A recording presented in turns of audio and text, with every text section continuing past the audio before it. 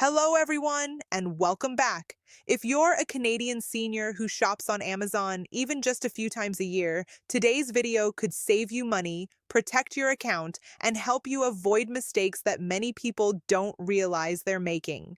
Over the past few years, Amazon has quietly changed several policies that affect how customers use their accounts. Most of these updates were never announced with big headlines, so many Canadians only discover them after something goes wrong: a missing Prime benefit, an unexpected account restriction, or even a phone scam pretending to be Amazon support. Today, we're going to break down the biggest changes every Canadian senior should know. We'll explain what has changed, what can actually put your Amazon account at risk, and which common myths are costing some seniors money every single year. Before we begin, take a second to subscribe and turn on notifications. We regularly cover important updates that affect Canadian seniors, including information about CPP, OAS, CRA notices, scams, and consumer alerts that could help you protect your finances. Now let's start with one of the biggest misunderstandings surrounding Amazon accounts.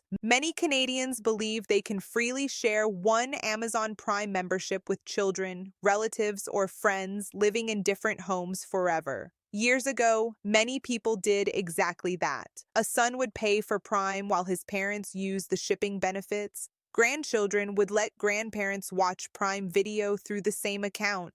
Families often believed there was nothing wrong with this because everything seemed to work. Today, Amazon has much stricter rules about how Prime benefits can be shared. Amazon officially allows Prime sharing through its Amazon Household feature, but it is designed for people living in the same household. The system is intended for couples and family members who actually share a home, not multiple relatives living across different cities or provinces. Some Canadians continue sharing accounts with people who live elsewhere, assuming nothing will happen. In many cases, nothing happens immediately, but Amazon continuously monitors account activity.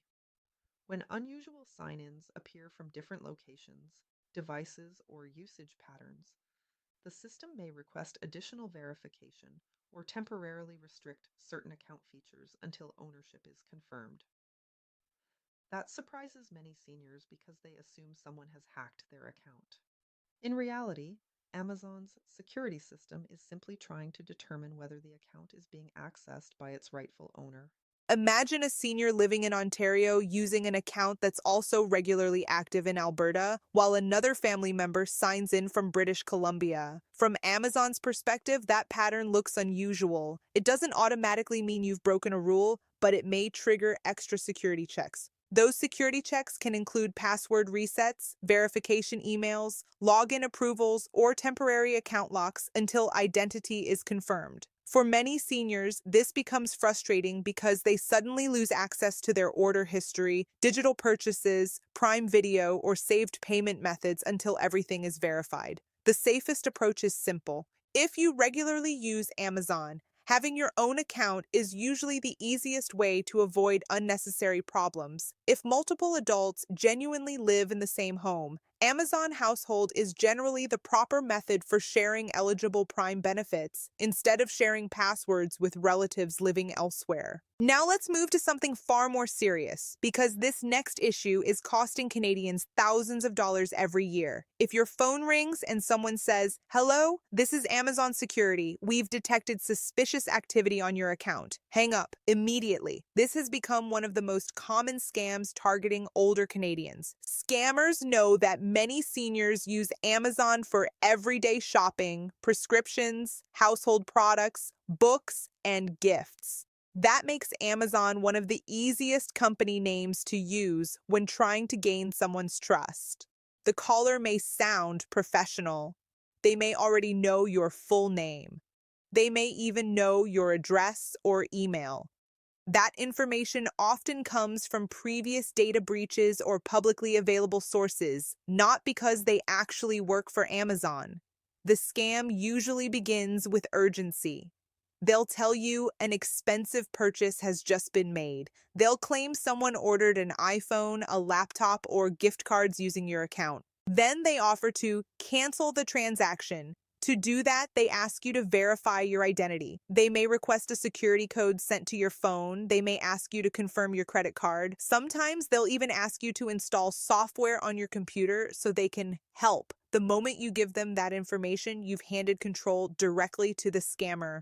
Within minutes, they may access your online accounts, make unauthorized purchases, or attempt to steal your banking information. That's why the safest habit is incredibly simple. If you're ever concerned about your Amazon account, never rely on the phone call itself. End the call. Open the official Amazon app yourself or visit Amazon.ca directly through your own browser and sign in independently. If there's truly a problem with your account, you'll usually see it there. Never trust a phone number provided by the caller, and never feel pressured to act immediately because someone claims your account will be suspended in the next few minutes. Real companies give customers ways to verify information independently. Scammers try to stop you from doing exactly that. Now let's talk about another mistake that surprises thousands of Amazon customers every year.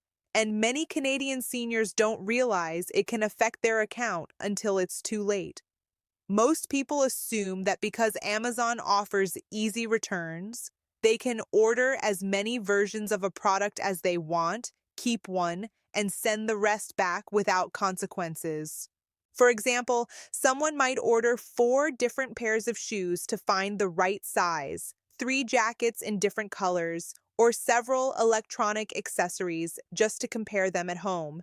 Occasionally, doing this usually isn't a problem, but if returning products becomes a regular habit, Amazon's automated systems may begin reviewing the account for unusual return activity. Amazon has never publicly revealed the exact number of returns that triggers a review, and there is no official percentage customers should rely on. However, the company does monitor patterns such as frequent returns, repeated refunds, damaged item claims, or other unusual shopping behavior. If Amazon believes an account is abusing its return policies, it may place restrictions on the account, deny certain returns, or in more serious situations, suspend the account altogether. For seniors who rely on Amazon for household supplies, medical products, books, or everyday essentials, losing access to an account can become a major inconvenience. The good news is that avoiding this problem is actually very simple. Before placing an order, spend an extra minute reading customer reviews, checking measurements, comparing specifications, and confirming compatibility if you're buying electronics or replacement parts. That small amount of research can reduce unnecessary returns and make shopping much easier. Now, here's another change that many Canadian seniors overlook. A growing number of people receive emails or text messages claiming to be from Amazon. Some of these messages look incredibly convincing. They use Amazon's logo, they copy Amazon's colors, some even include what appears to be an order number or shipping notification. The message might say your package couldn't be delivered, that your payment failed, that your account has been locked, or that you need to update your billing information immediately. Everything looks legitimate until you click the link. Instead of taking you to Amazon, it opens a fake website designed to steal your login information. Once scammers have your Amazon password, many immediately test that same password on banking websites, email accounts, and other online services because they know many people reuse passwords across multiple accounts. That's why cybersecurity experts always recommend using a unique password for Amazon and enabling two-step verification whenever possible. It only takes a few extra seconds during sign-in, but it adds an important layer of protection if someone ever learns your password. Another habit every senior should adopt is checking the website address before entering any information. If you're logging into Amazon Canada, type amazon.ca yourself instead of clicking links from unexpected emails or text messages. That single habit has prevented countless people from becoming victims of phishing scams. Now, let's discuss something that could actually save many Canadian seniors money. One mistake people make is paying for Amazon Prime every month without ever asking themselves whether they actually use enough Prime benefits to justify the cost. Think about how you personally shop. Do you order frequently? Do you watch Prime Video? Do you read Prime reading books? Do you listen to Amazon Music? Do you use free Prime shipping often? If the answer is yes, Prime may still provide good value. But if you only place a handful of Amazon orders each year, paying for Prime month after month may not be the most economical choice. Many people simply forget they're subscribed, months pass, sometimes even years. The membership renews automatically while they barely use any of its benefits.